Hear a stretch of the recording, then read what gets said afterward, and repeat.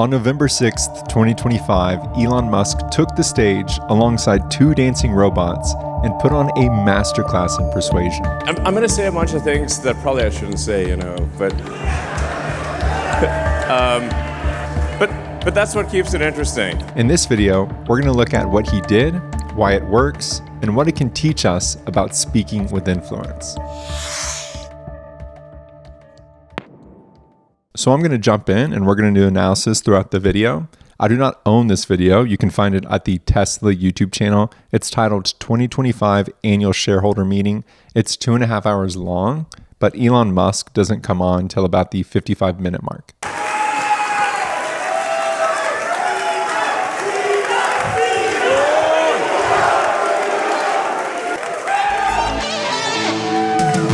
Welcome. So,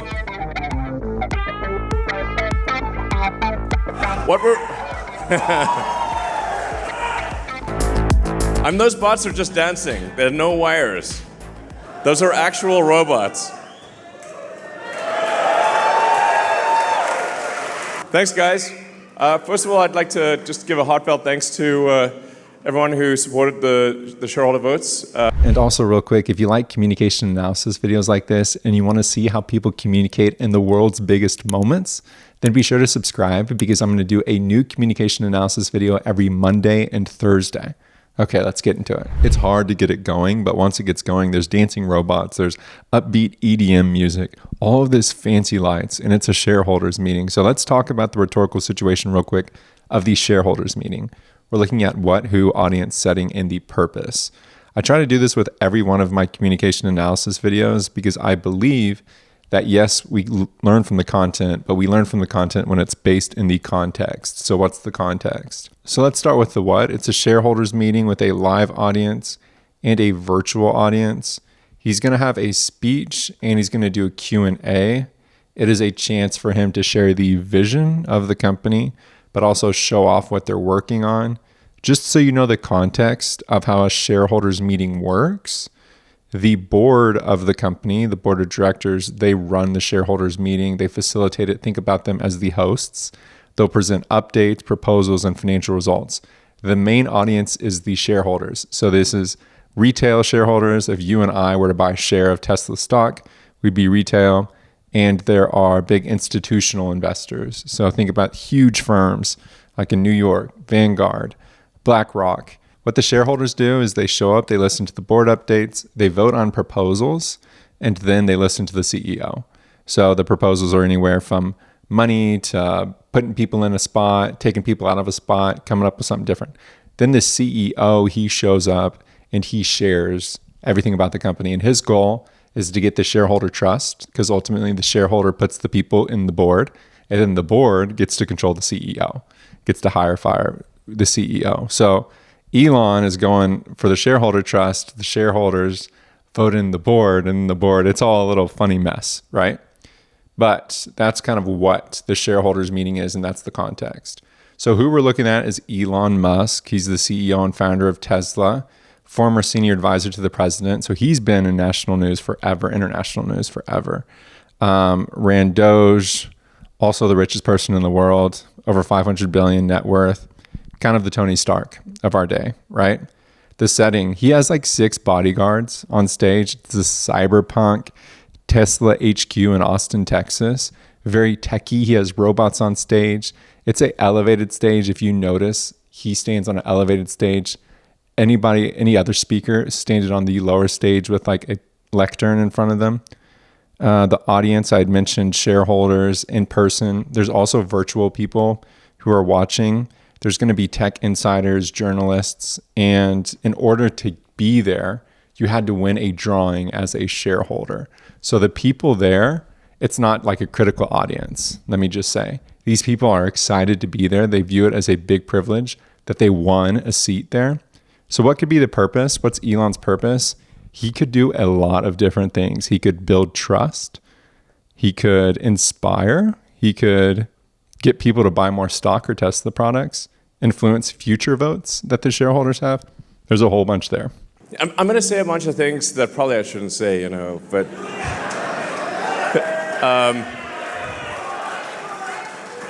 but that's what keeps it interesting.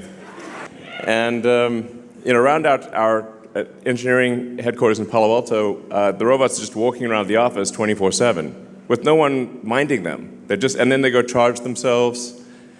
And so the scale of Optimus, like I said, that's really going to be something else. I think it's going to be the biggest product of all time by far. So I'm going to stop here and we're going to dive into an Elon Muskism. I see this all the time when he speaks. He chooses to do it at the beginning of the shareholders meeting. He uses three things and he uses them a lot: superlatives, absolutes, and exaggeration. We're going to launch on the fastest production ramp of any product, of any large complex manufactured product ever. Now, and things do get kind of wild from an economic standpoint, because at a certain point with AI and robotics, you can actually increase the global economy by a factor of 10 or maybe 100. There's not like an obvious limit.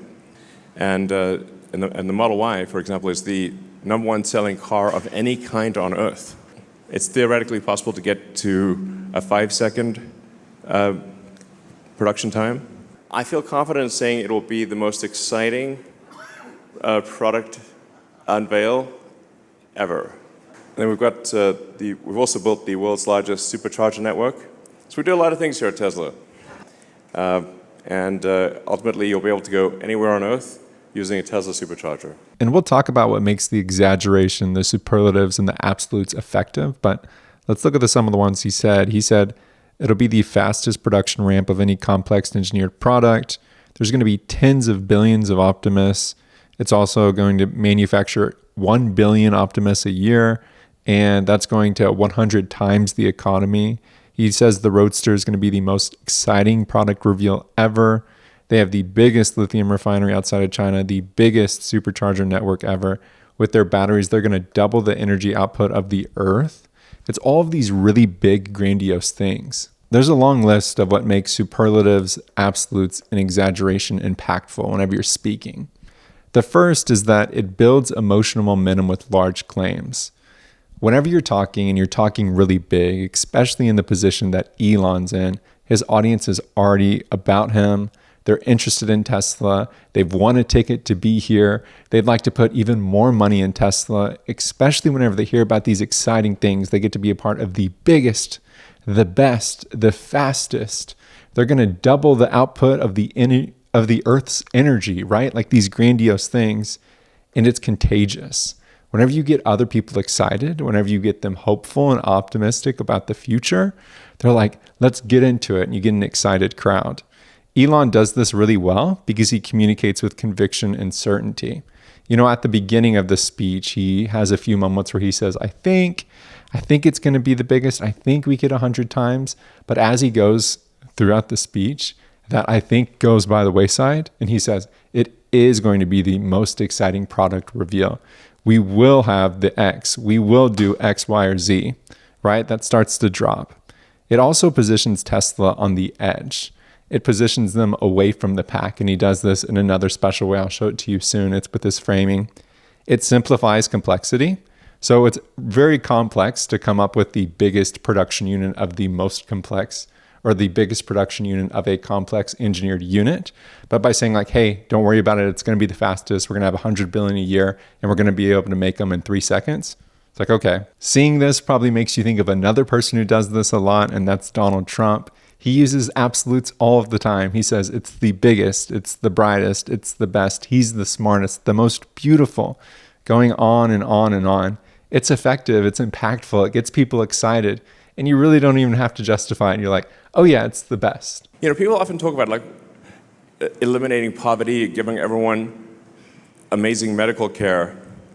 Well, there's actually only one way to do that, and that's with the Optimus robot. And here's another strategy that Elon Musk uses, and that's his ability to reframe the situation. He says, you know, people often talk about eliminating poverty and giving everyone amazing medical care.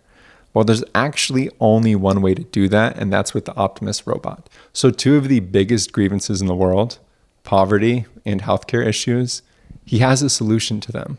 So reframing is wherever we take the audience and the way they think about one thing, and we change the way they perceive that thing to get them to think about it differently. So initially, you may have shown up to the shareholders meeting thinking that the Optimus was going to be this really fancy humanoid robot that was going to help you with your chores and, I don't know, be your companion. That's pretty big enough as is, right? But instead, Elon reframes this into saying, no, it's actually going to be the answer to healthcare issues in the world, and it's going to be how we end poverty for the world. So talking in civilization stakes like this makes his words so much more powerful, because before this, you were there for a product, but now you are there for an answer to what we would call a moral narrative. It's no longer just a product. And if you disagree with this product, you're not disagreeing with the product, but rather you're disagreeing with ending the world's problems, right? And he does this different ways. Let me show you. Optimus will ultimately be better than the best human surgeon, with a level of precision that isn't possible, that is beyond human. You know, people always talked about eliminating poverty, but actually Optimus will actually eliminate poverty. Optimus will actually give people incredible medical care. Yeah, and some of these things I say will obviously be taken out of context and used in snippets and, sent around, but whatever. I'm still going to say them. I think we may be able to give people a more, if somebody's committed crime, a more humane form of containment of future crime, which is if you say, like, you now get a free Optimus, and it's just going to follow you around and stop you from doing crime. Things do get kind of wild from an economic standpoint, because at a certain point, with AI and robotics, you can actually increase the global economy by a factor of 10 or maybe 100. There's not like an obvious limit. Like, Optimus is kind of like an infinite money glitch. And it makes you laugh, but this is something that Elon does so well, is shift his products into world-saving solutions. The facts are the same. It's a humanoid robot, but the meaning changes because of how he talks about it. You can do this anytime you want. You don't have to have $500 billion. Just change the way you talk about things. For instance, I used to produce podcasts. And rather than me saying, hey, I'll produce a podcast for you for $8,000, I would say, hey, would you like to increase your digital presence? Would you like to be a thought leader online? Would you like to have evergreen digital marketing assets that you only have to make them once, and then after that, they just are residual assets. They'll keep getting you business. People keep getting to know you. You'll be on Apple Podcasts in people's ears all the time, one of the most intimate things.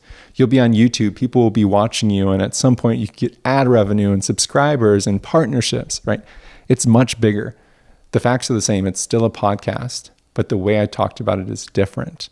So you're a lot more likely to invest in the podcast, just like people are going to be a lot more likely to invest in the hype of Optimus because of how it was talked about. And I have to talk about one thing before this video ends, and that's Elon's use of humor. I guess what I'm saying is hang on to your Tesla stock.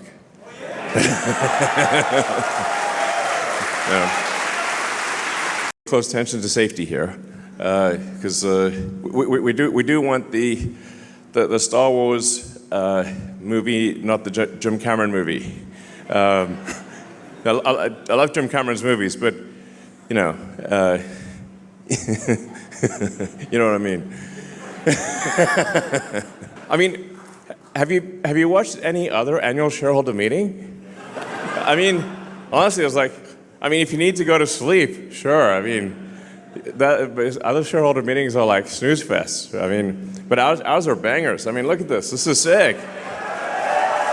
Let's say you've got a cat and it's like just sitting there on the couch, and you try to tell people that the cat can actually, it's actually Puss in Boots, and it can actually put on boots and a hat and swashbuckle and sing and dance. And people are like, no way, man, that's a cat. Until the cat does all those things. And you're like, damn, what the? And he uses humor a lot in this, and it's something that I wanted to show you because we don't often think about Elon as the joke master, the guy who's going to make you laugh your socks off, right? We think about him as smart, as someone who can run a company, as someone who could potentially run a very big program. but we don't think about him as a humorous person, but he uses humor as a pressure release valve, and it pairs really well with the other two tactics.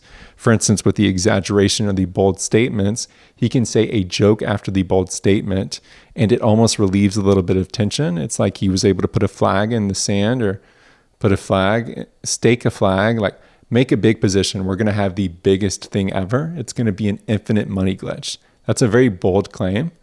It's a joke. He's laughing, but at the same time, it's like kind of true. Another big thing is when people laugh at your jokes, it's a micro agreement. It's a subtle agreement. It gets the audience closer to the speaker. A big thing for him is that it contributes to the culture of Tesla. This shareholder meeting is so much different than other big shareholder meetings. If you were to watch a shareholder meeting of Berkshire Hathaway, or you go and you watch a shareholder meeting of 3M, it does not feel like this. So making it very light and jovial makes it a little more carefree, like let's just go for it. It reframes the topic. So it could be super serious, like, hey, we are going to end crime. We're going to get a robot to follow someone to end crime. We're going to build all these robots to follow criminals. Like that's a very sci-fi-like scenario, but he makes a joke about it to soften the blow. And it also softens the power distance between him and everybody else. Let's be honest. He has $500 billion. He has 6 to 8 security guards in this one setting. His security detail is out of the wazoo.